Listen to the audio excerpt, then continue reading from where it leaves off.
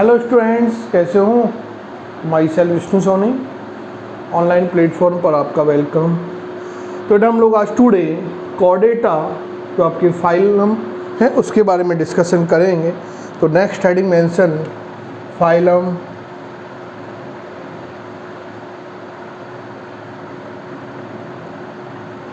Chordata.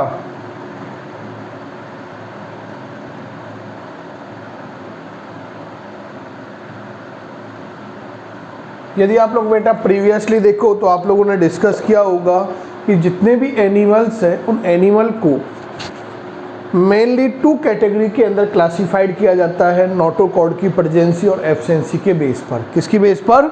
Notochord की presence और base पर। तो जितने भी एनिमल है जो अर्थ पर प्रेजेंट है, इन एनिमल के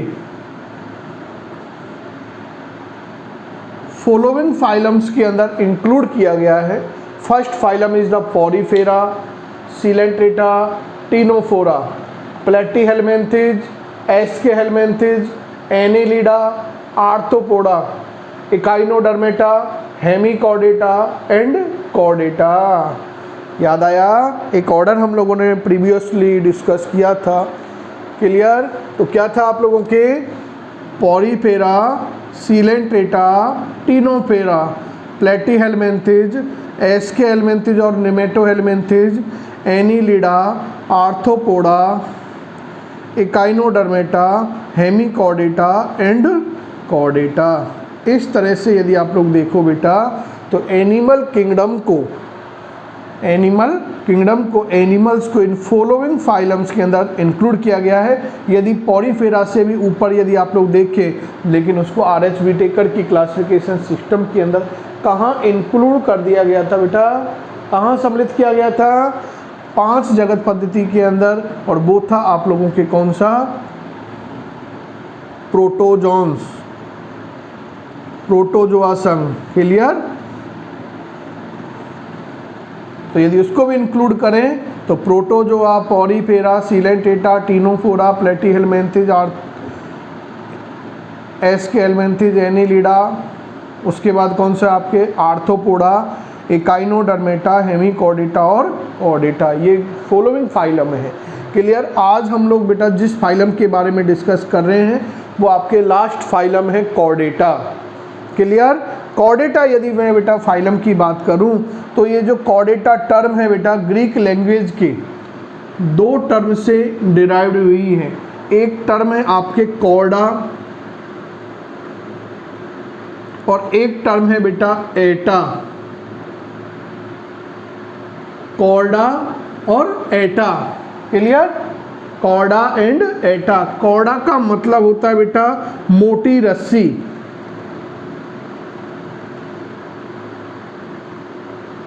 थिक स्ट्रिंग।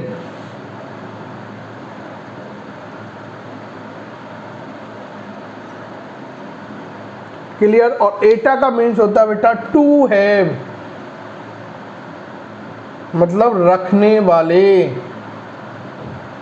जंतु।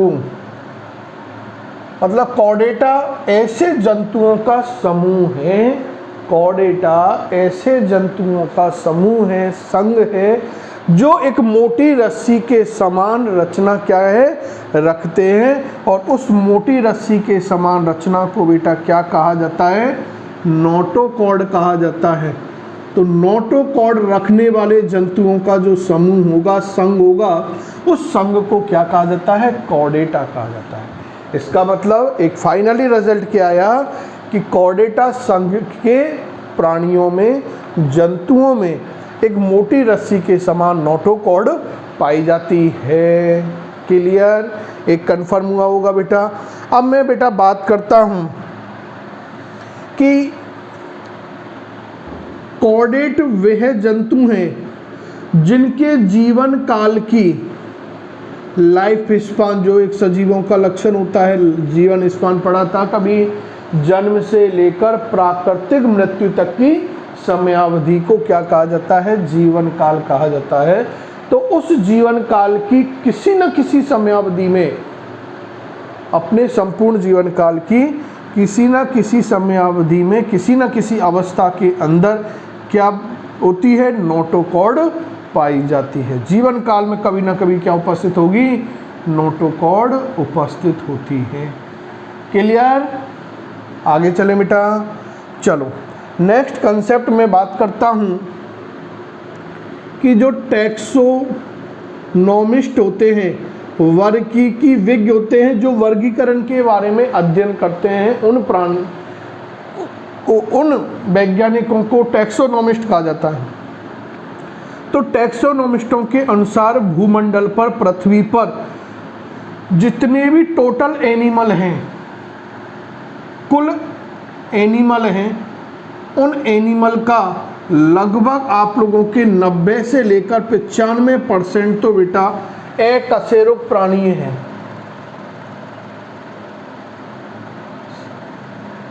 अकशेरुक प्राणी हैं, नॉन कॉर्डेट प्राणी होते हैं। जबकि यदि मैं बेटा बात करूं 3 से लेकर केवल 5% ही कशेरुक प्राणी पाए जाते हैं। ये क्या बताते हैं टैक्सोनॉमिस्ट कि भूमंडल पर जितने भी प्राणी उपस्थित हैं, टोटल एनिमल जो प्रेजेंट हैं, उनका 90 to 95% पार्ट तो नॉन कॉर्डेट का है, अकशेरुक प्राणियों का है, और केवल 3 से 5% पार्ट ही किसका है, आपके कशेरुक प्राणियों का है। क्लियर? कोई डाउट बेटा? चलें आगे। चलो, और यदि मैं बेटा बात करूं कॉर्डेट प्राणियों की, इन कॉर्डेट प्राणियों की मैं बात करूं, कशेरुक प्राणियों की बात करूं, तो इन कशेरुक प्राणियों में जीवित जंतुओं की सर्वाधिक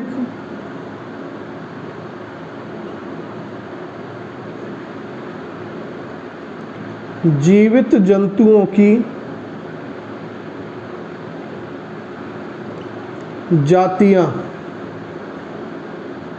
सर्वाधिक जीवित जंतुओं की यदि मैं जातियों की बात करूं बेटा, तो क्या है, फिशीज वर्ग है। फिशीज वर्ग के सदस्यों की होती है, फिशीज वर्ग होता है बेटा आप लोगों के जो पानी में पाए जाते हैं ना, वो मछली वगैरह इस वर्ग के अंदर आती हैं। और यदि मैं बात करूं सबसे कम संख्या, सबसे कम जातियां किसके अंदर है, उभयचर के अंदर है। उभयचर के अंदर एम्फीबियंस की होती है। इस वर्ग के अंदर ऐसे प्राणी आते हैं जो जलीय आवास में भी अपना जीवन यापन कर सकते हैं और स्थलीय आवास में भी जीवन यापन कर सकते हैं। जैसे ब्रायोफाइट के बारे में कहा जाता है ना कि ब्रायोफाइट को पादप जगत का उभयचर कहा जाता है, क्योंकि उसकी जातियां जलीय आवासों में भी और स्थलीय आवासों में भी अपना जीवन यापन कर सकती हैं। क्लियर? कोई डाउट बेटा? नहीं। चलें आगे। अब हम लोग बेटा बात करते हैं कि जो कशेरुक प्राणी हैं और अकशेरुक प्राणी हैं, इनके अंदर मुख्य डिफरेंस, मेन डिफरेंस क्या होते हैं। क्लियर? तो मेन डिफरेंस के बारे में हम लोग देखते हैं 1 by 1। एनसीईआरटी के अंदर भी ये टेबल आपके मेंशन है, कॉर्डेट और नॉन कॉर्डेट के अंदर डिफरेंस की टेबल आपके मेंशन है। तो यदि हम लोग बेटा देखें, पहला देखें कशेरुकी,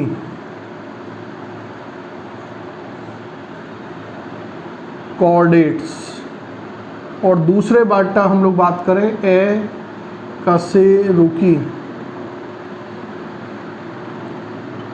नॉन कॉर्डेट्स।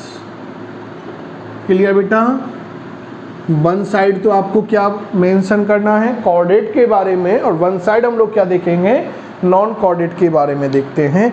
तो अभी जस्ट हमारे पास एक तो इंफॉर्मेशन आ चुकी है बेटा कि कशेरुक प्राणी ऐसे जंतुओं का संघ है जिनके अंदर क्या होती है, नोटोकॉर्ड, एक मोटी रस्सी के समान रचना उपस्थित होती है, नोटोकॉर्ड उपस्थित होती है। जबकि बेटा अकशेरुक प्राणियों के अंदर ये मोटी रस्सी के समान रचना अनुपस्थित होती है। इसका मतलब नोटोकॉर्ड अनुपस्थित होती है, एब्सेंट होती है।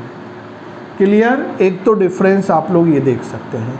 दूसरे डिफरेंस की बेटा मैं बात करूं तो केंद्रीय तंत्र का तंत्र एकल पृष्ठीय एवं खोखला होता है। इनके अंदर जो सेंट्रल नर्वस सिस्टम होता है, तंत्रिका तंत्र 3 प्रकार के पढ़े होंगे बेटा आप लोगों ने, 10 तक भी आप लोगों के पास आते हैं, केंद्रीय तंत्रिका तंत्र, पर्दीय तंत्रिका तंत्र और स्वायत्त तंत्रिका तंत्र। तो जो केंद्रीय तंत्रिका तंत्र जो मस्तिष्क और मेरुरज्जु से मिलकर बना होता है, तो केंद्रीय तंत्रिका तंत्र, तंत्रिकीय या तंत्रिका तंत्र बात कर सकते हैं ना, तंत्रिकीय तंत्र भी लिख दोगे तो भी कोई इफेक्ट नहीं है। तंत्रिकीय तंत्र कैसा होता है? एकल, पृष्ठीय, डॉर्सी वेंट्रल एवं खोखला होता है। इनके अंदर कैसा होगा? खोखला होता है। जबकि यदि मैं एकशेरुक प्राणियों की बेटा बात करूं तो इनके अंदर केंद्रीय तंत्रिका तंत्र,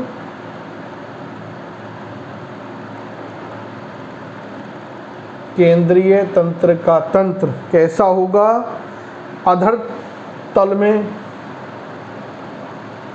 तल में पाया जाएगा और ठोस एवं दोहरा होता है, ठोस एवं दोहरा होता है, डबल होता है। क्लियर? थर्ड डिफरेंस की हम लोग बेटा बात करें तो इनके अंदर यदि बात करें श्वसनीय अंगों की, तो जो ग्रसनी होती है उस ग्रसनी में क्लोम छिद्र पाए जाते हैं।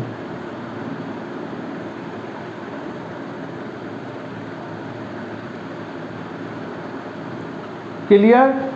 जबकि इनके अंदर क्लोम छिद्रों का क्या होता है बेटा? अभाव होता है। कशेरुक प्राणियों के अंदर क्लोम छिद्र पाए जाते हैं, ये याद रखना बेटा आप लोगों के क्या होंगे? क्लोम छिद्र पाए जाते हैं। आगे यदि बेटा बात करूं मैं नेक्स्ट डिफरेंस की, तो इनका जो हृदय है अधर भाग में होगा, हृदय जो हार्ट होगा, हृदय अधर भाग में होता है। और यदि मैं बेटा बात करूं आप लोगों से इनके हृदय की, तो ये पृष्ठ पार्श्व भाग में होता है, पृष्ठ पार्श्व भाग में स्थित होता है। क्लियर? अगले डिफरेंस की बेटा बात करूं तो इनके अंदर कशेरुक प्राणी जो होते हैं, इनके अंदर गुदा जो होगा, पोस्ट एनल टेल जो होगी, गुदा, पश्चपुच्छ, पोस्ट एनल जो टेल होती है, ये क्या होती है? उपस्थित होती है। जबकि इनके अंदर बेटा क्या होती है? अनुपस्थित होती है।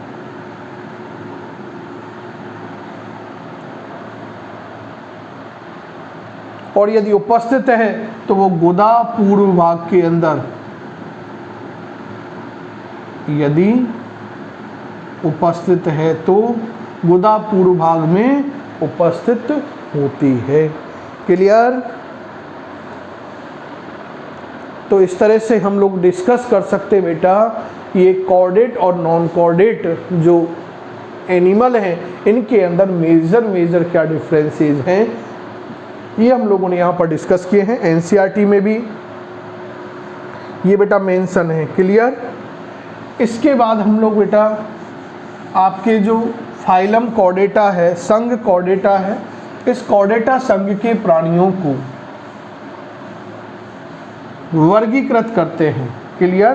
तो कॉर्डेटा का वर्गीकरण, नेक्स्ट हेडिंग क्या मेंशन करोगे बेटा आप लोग? कॉर्डेटा का वर्गीकरण, क्लासिफिकेशन ऑफ कॉर्डेटा। क्लियर?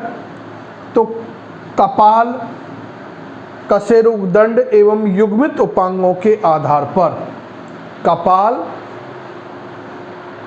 कशेरुकदंड एवं युग्मित उपांगों के आधार पर, जो पेयर्ड अपेंडेज होते हैं उनके आधार पर कॉर्डेटा संघ के जो प्राणी होते हैं इन्हें 2 समूहों में बांटा गया है बेटा। कितने समूहों में बांटा गया है? 2 समूहों में बांटा गया है। किस किस के आधार पर बांटा गया है? कपाल, कशेरुक दंड, युग्मित उपांगों के आधार पर। क्लियर? इसके आधार पर बेटा 2 संघों के अंदर बांटा गया है, 2 समूहों में, सॉरी 2 समूहों में बांटा गया है। पहला समूह है आप लोगों के एक्रेनिएटा, एक्रेनिएटा, और दूसरा है क्रेनिएटा। दूसरा समूह कौन सा है? क्रेनिएटा। ये फ्लो चार्ट बनाना बेटा आपको, है ना। और एक्रेनिएटा को बेटा प्रोटो कॉर्डेटा भी कहा जाता है, प्रोटो कॉर्डेटा भी कहा गया था इस समूह के सदस्यों को, जबकि इन्हें यू कॉर्डेटा कहा जाता है।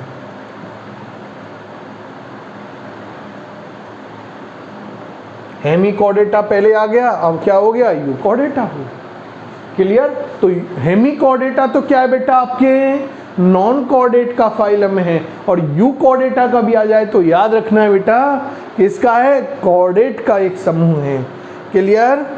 तो एक एक्रेनिएटा समूह में, एक क्रेनिएटा समूह के अंदर बांटा गया था। क्लियर?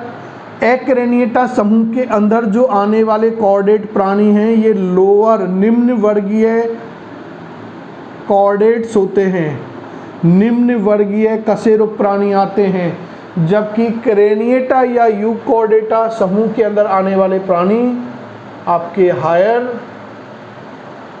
कॉर्डेट्स आते हैं,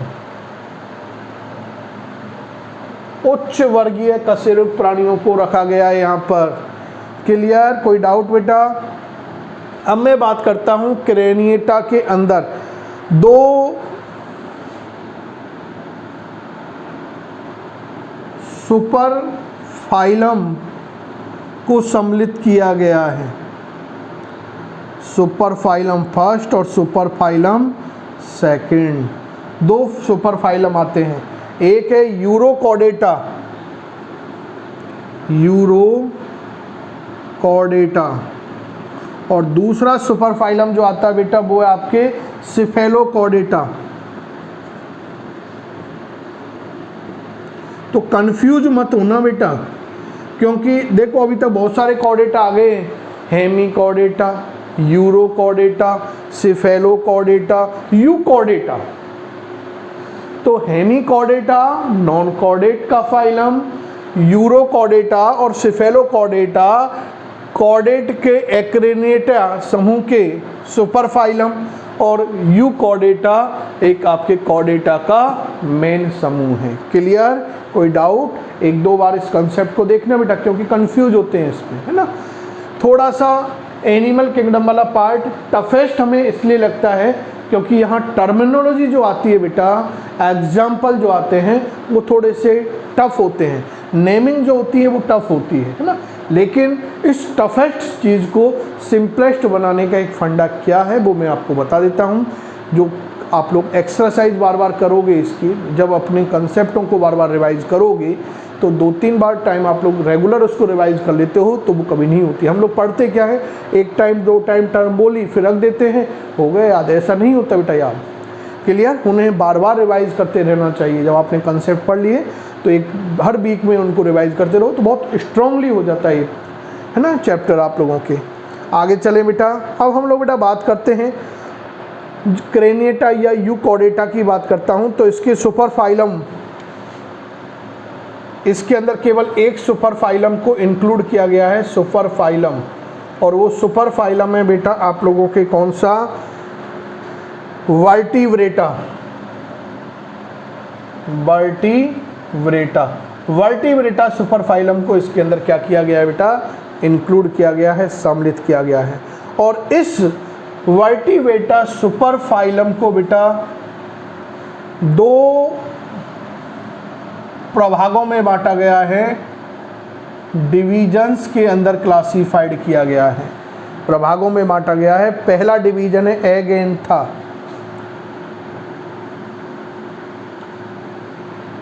एगेंथा डिवीजन, जिसके अंदर जो प्राणी आते हैं बेटा वो जॉलेस आते हैं, जबड़े रहित, जिनमें जबड़े नहीं उगते हैं, इन प्राणियों को एगेंथा डिवीजन के अंदर रखा गया है। और जो बेटा आप लोगों के विद जॉ प्राणी आते हैं उन्हें गैनेथोस्टोमेटा के अंदर,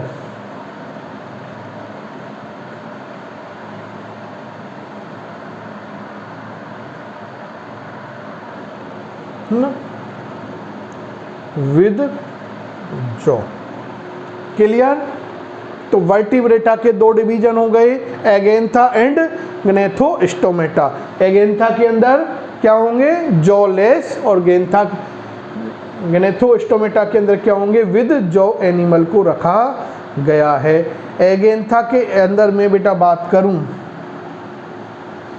तो एक तो आपके पास आता है ऑस्ट्रोकॉर्डेमी, ऑस्ट्राकॉर्डेमी, और सेकंड जो हम लोग रखते हैं वो आपके साइक्लोस्टोमेटा, साइक्लोस्टोमेटा। क्लियर? इधर यदि मैं बेटा बात करूं गैनेथोस्टोमेटा के अंदर,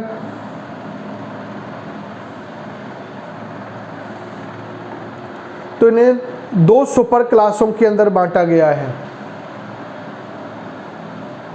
सुपर क्लास एक तो बेटा आपके कौन सी है? पिसीज है। एक तो कौन सी है? पिसीज क्लास है। और एक सुपर क्लास के अंदर आप लोगों की जो रखा गया है वो टेट्रापोडा है।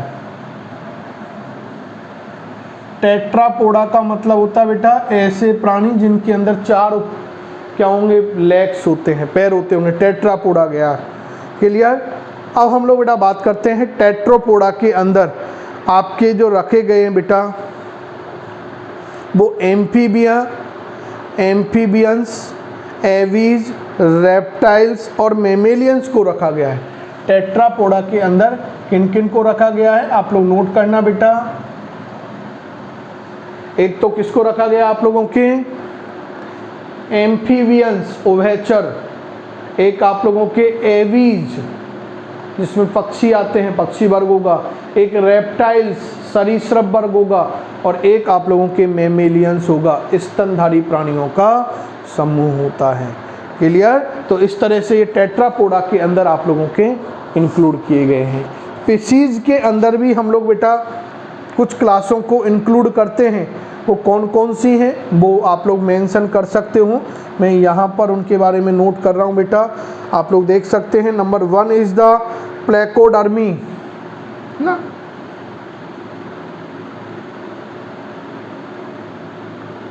First is the Placodermi Chondri, second is the Chondri CH Chondrichthyes. Clear? और यदि आप लोग थर्ड की बात करें तो ऑस्टिकथेल्स।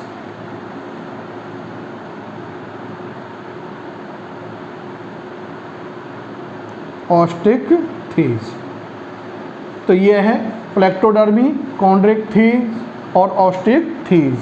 ये आप लोगों के स्पीशीज के अंदर इंक्लूड की गई हैं। इनके बारे में तो फिर भी क्वेश्चन पुटअप नहीं होते बेटा, ये याद रखना है। ये याद आपको हो जाए तो ठीक, नहीं तो भी काम चलेगा, लेकिन ये आपको याद रखने हैं। क्लियर? तो ये आप लोगों के इस तरह से यदि आप लोग बेटा देखें तो कॉर्डेटा जो आपके एनिमल का संघ है उसका हम लोगों ने क्लासिफिकेशन यहाँ पर डिस्कस किया है। क्लियर? एनी कोई डाउट बेटा?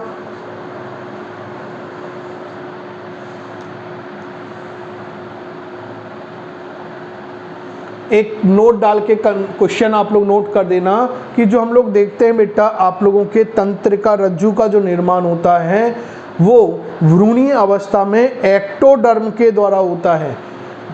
तंत्रिका रज्जु का निर्माण भ्रूण की एक्टोडर्म के द्वारा होता है। क्लियर, ये कंसेप्ट आप लोग मेंशन कर सकते हो।